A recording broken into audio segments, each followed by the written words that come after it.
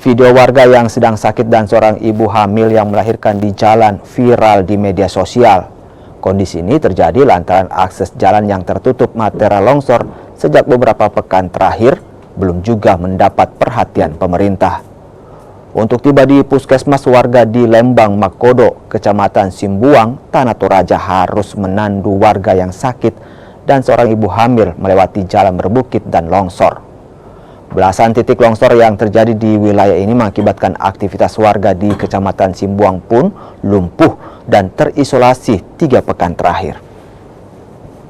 Iya, jalan poros masuk Kupinrang ini 3 minggu yang lalu telah mengalami bencana longsor di 11 titik dan hari ini sudah mulai dibenahi oleh Bina Marga Provinsi Sulawesi Selatan dan sudah selesai dikerjakan 2 titik.